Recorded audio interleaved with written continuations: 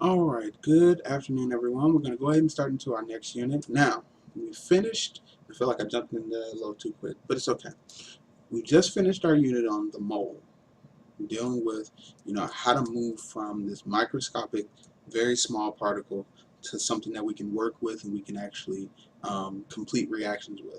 Stoichiometry is going to be using that information now to predict and to calculate how much product I'm actually going to make from my reactions. Now, this is going to bring in a little bit of past experience. What I mean, you have to be able to balance equations. Once you can balance equations, we're going to use that along with the mole to now be able to actually predict how much is going to be made. Well, before we get started, let's take a look at our scale. Where are you at on this scale? Our goal is by the end, I want you to be able to explain what stoichiometry is and how we can use it to interpret our chemical reactions according to the law of conservation of mass. Make sure that they actually follow the law and how we can actually use that. That's what this first section is going to be about. Now, you might be getting to that point. Maybe you can explain what it is. You can at least tell me what the law of conservation of mass is. Or you might be at a situation where you're saying, stoichiometry, what is it? Well, by the end of this video, our goal is that we have made it past that point and that you better understand what it is and how we're going to use it in this class. Now, starting off, let's make some cookies. Now, in the last couple of units, you noticed that I brought out food a lot. Well, when we use or we bake cookies or make pies or whatever the case may be, we usually use a recipe. And this tells us how much of each of the ingredients we're going to need. If we need to double it, we kind of adjust for that. If we need to make less, we adjust. Now, in the case of what we're dealing with, the recipe is our balanced equation. Okay? Now, with this balanced equation, we can adjust it and shrink it and raise it to figure out how much of our product we want and how much we need out of it. Now, this word stoichiometry is Greek for measuring elements, and it's pronounced stoichiometry. Making sure to put this in there because people tell me all kinds of stuff about what they don't understand about that sticky word. It's stoichiometry. Now, basically the idea is we're going to calculate the amount of the quantities of reactants and products that we're going to get based on the balanced equation. There are four ways that we can actually look at this and interpret it. The first way is in terms of particles, second in terms of moles, in terms of mass, and in terms of volume. All of these correspond to what we dealt with in our previous unit of the mole. So you're going to see that we're using those same skills, but now we're applying them in a slightly different way. Now, when we look at this reaction in terms of particles first, the thing that we're going to keep in mind is this can be read as in terms of molecules. So I have two molecules of hydrogen reacting with one molecule of oxygen to form two molecules of water. That would be the basic, the microscopic, or the very, very small scale that we're dealing with here. Now, if I look at it in terms of moles, now we're going to look at those coefficients, and those are actually going to tell us how many moles we have of each of the substances. So, if I have 2 moles of aluminum oxide, that's what we're dealing with, 2Al2O3, 2 moles of aluminum oxide are going to yield 4 moles of aluminum and 3 moles of oxygen when this breaks down. Now, remember, a balanced equation is basically just a mole ratio. It's basically just telling us how much of each we're going to get. When I put 2 moles in, I should get this many aluminum and this many oxygen out. Same if I raise the number, it's going to affect how much of the product that I actually make out of this. Now, the mole ratio, when we get to our calculations, which is going to come up a little bit more in the next unit, is what we're going to call, or what we're going to say is moles of new substance over moles of old substance, or moles you want over moles you have.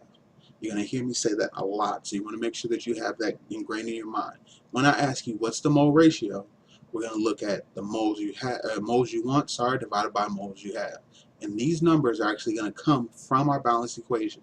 So it's important that you know how to balance correctly your equations because we're going to use that as we continue to look at it. Now, in terms of mass, this is where our law of conservation of mass is going to apply the most. Now, we can check the mass by using the number of moles. If we know the number of moles, we can figure out the mass and so forth. So looking at the example we have here, I have 2 moles of H2 of hydrogen, and I'm going to convert that into grams. Well, each hydrogen has a mass of 1.01, so since I have 2 of them, I get 2.02. So that means 2 times 2.02 divided by 1 gives me 4.04. Great. I have 1 mole of O2. 1 mole of O2 has 2 oxygen. Each oxygen has a mass of 16, so I get 32. That 1 times 32 divided by 1 gives me 32 grams. Now, if the law of conservation of mass is followed, that means total, on this side I have 36.04 grams for my reactants. If this is really applying or going according to our law of conservation of mass, that means on my product side, I have to have the same amount. I can't have less, I can't have more, because that means that I either lost or gained something somewhere that doesn't exist. So let's do a check. So I have 2 moles of water. Each mole of water has 2 hydrogen, 1 oxygen, so 2.02 plus 16, that gives me 18.02. So if I have 2 moles times 18.02, that gives me 36.04. That means that my reactants and my products are equal. That means that I am following the law of conservation of mass. Now, this is a check that we can always do and sort of get just to make sure that we're on the right path, okay? Now, the mass of the reactants must equal the mass of the products. They have to. There's no way around it. We can't back down on that. Now, in terms of volume, similar type of idea. Remember we introduced that idea that 1 mole of any gas at STP, 22.4 liters. So 2 moles of hydrogen, 1 mole of oxygen, producing 2 moles of water. Now, we're still looking at how this is all going to work out, and it should come out to the same idea. Now, note, the mass and atoms are always conserved. The number of atoms and the mass are always going to be the things that are conserved. However, when we look at number of molecules, formula units, moles, volumes, that's not going to be the same. What does that mean? When I look at mass and I look at the number of atoms, they're going to be equal on both sides of the equation. But molecules, formula units, all that, there's no guarantee. Okay?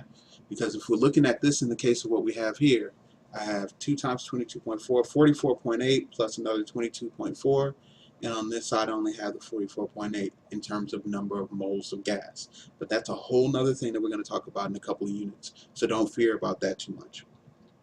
Now, we need to actually go and practice this. We need to show that the following equation follows the law of conservation of mass. So let's take a look at what we have. We're back to our 2 moles of aluminum oxide decomposing to form 4 moles of aluminum and 3 moles of oxygen. Well, oops, lost it. So let's go ahead and do this on the side. Well, if I have 2 moles of aluminum oxide, so that means I have aluminum, and I have 4 aluminum, so I have 4 times 26.98, and I have 3 oxygen, so oops, 3 times 2, that gives me 6 times 16 is going to be equal to, let's take a look at what we have here. Even before me actually going through and doing the work, we'll be able to see it. I have 4 aluminum, so 4 times 26.98, and 3 times, oops, sorry, each O2, so each one is O2, so that's going to actually give me 6. Let me go ahead and erase this part, that 3. I have 6 times 16. Now, just in terms of looking at what I have here to add and multiply, I have the same values both sides. That means that this is going to follow the law of conservation of mass. Now, in class, we're going to do a little bit more with this, so don't fear, don't worry. We're going to take a little bit more time and we're going to actually develop this a little bit more. But make sure you fill in your notes, make sure you look back at your examples, and we're going to do a little bit more with it. Now, rate yourself where you are. What is stoichiometry? Do you understand a little bit better on the line of what stoichiometry is and how we can use it? Can you understand how it applies to law of conservation of mass? My hope is that you've made some kind of improvement from the beginning of this video. Bring your questions to class and make sure you fill out your summary section. Make sure you answer those questions. They're not an option. They are actually a part of the grade. And I will see you tomorrow in class.